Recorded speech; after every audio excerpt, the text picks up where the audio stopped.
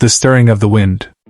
It began on a quiet spring morning in Jerusalem. The old city was alive with the usual bustle, market stalls opening, children running through narrow alleys, and pilgrims arriving through the city gates. But in the heart of the city, by the western wall, a strange wind began to stir.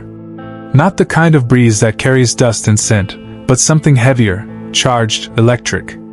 Some felt it in their bones. Others ignored it, dismissing it as an odd shift in weather.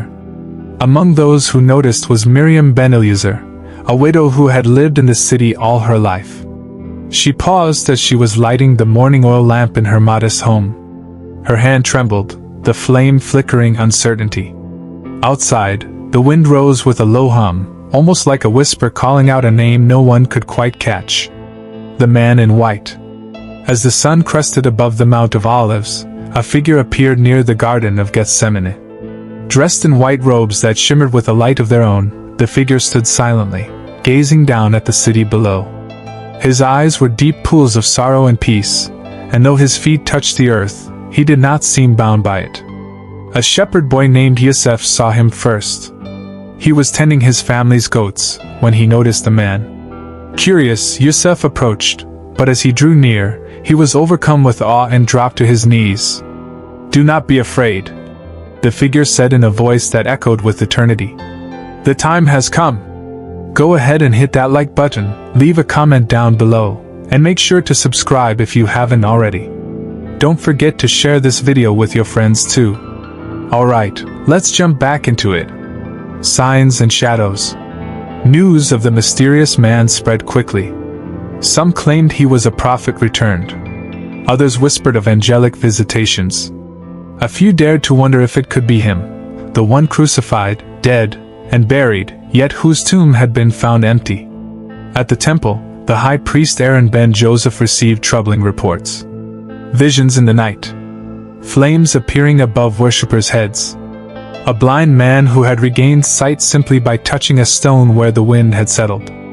Aaron dismissed most as nonsense.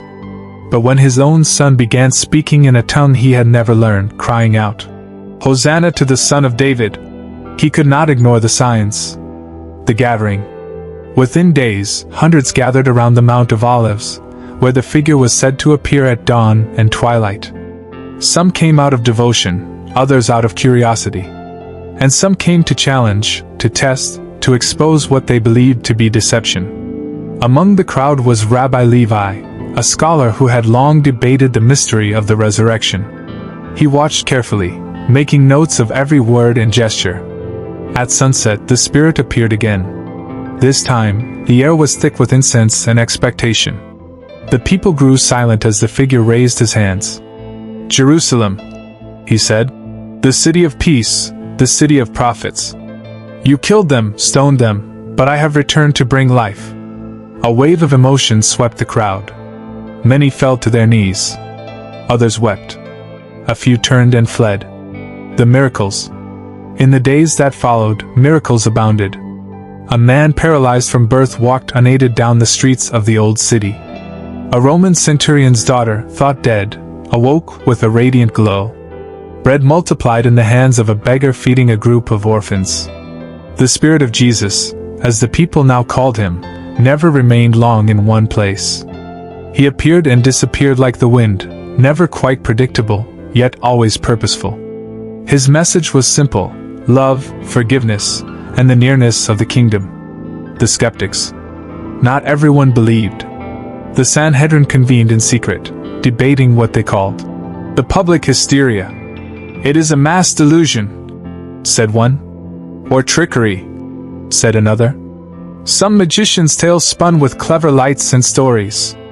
But when one of their own, Samuel, an elder known for his unwavering logic, claimed to have seen the Spirit and fell to his knees crying, "He lives! He lives among us!" the council grew divided. Rome took notice too. Governor Tiberius Maximus sent scouts to investigate. He feared an uprising, for nothing unnerved Rome more than a man said to have conquered death. The flame within. The Spirit began speaking not just in public but in dreams and visions. People all across Jerusalem and beyond claimed to see him, sometimes in the form of light, other times in silence that filled the room like thunder. A woman named Leah, a potter, wrote of how her clay turned to gold as she sang one of his parables aloud. A former thief returned all he had stolen, saying he had seen the eyes of the Messiah in a mirror. And soon, people changed. Not in the way revolutions do, with swords and fire, but through humility and acts of grace. Strangers embraced. Old enemies dined together. Forgiveness bloomed like spring after a long winter. The confrontation. One evening, under a blood-red moon, the Spirit appeared in the court of the Gentiles. The Sanhedrin came with scrolls and torches, Rome with soldiers.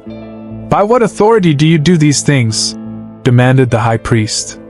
The Spirit looked at him, not with anger, but with a love so intense it broke something inside the old man. "I am the first and the last," the Spirit said. "I was dead, and now I am alive forevermore. Not by your scrolls, nor by Rome's sword, but by the will of the Father who sent me." There was silence. And then, one by one, the torches dimmed, the scrolls fell, and the soldiers lowered their spears. The ascension flame. 40 days passed.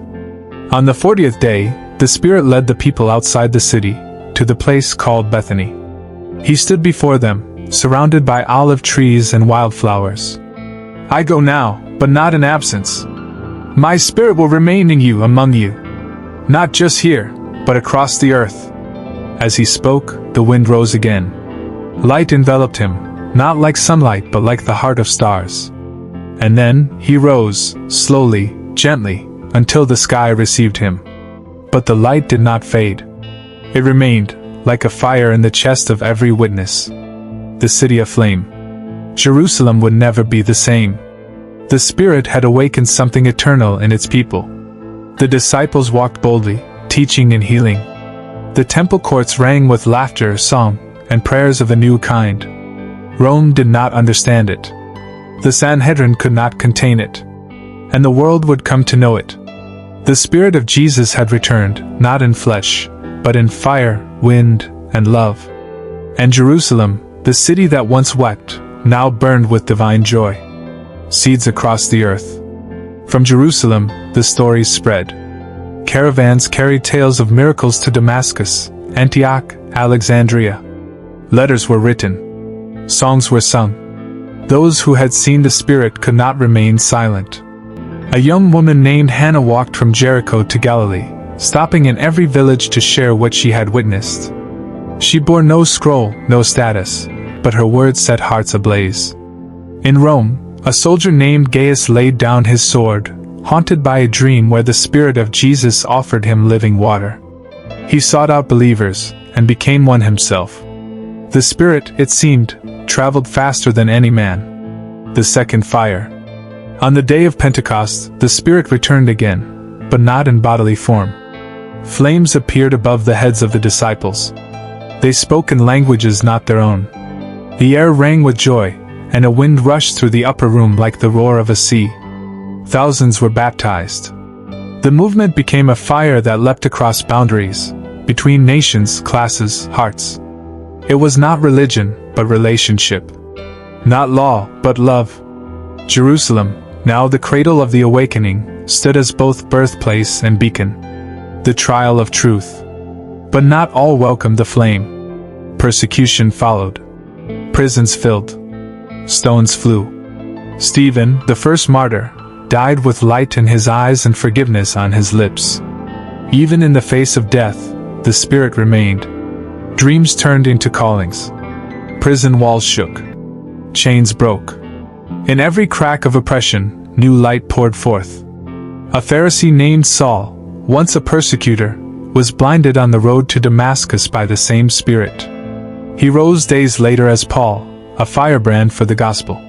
The end and the beginning. Years passed. Rome fell. Temples crumbled. But the Spirit endured. Old Miriam, the widow who had first felt the wind, passed peacefully in her sleep. Her final words were, "He is here." And he was. In every act of kindness. In every soul that turned from hatred to hope. The Spirit that had walked the dusty roads of Galilee now walked through hearts. Jerusalem, eternal and renewed, stood not just as a city, but as a symbol. The place where heaven once touched earth, and earth had dared to believe. The Spirit in Jerusalem had come, and he had never truly left.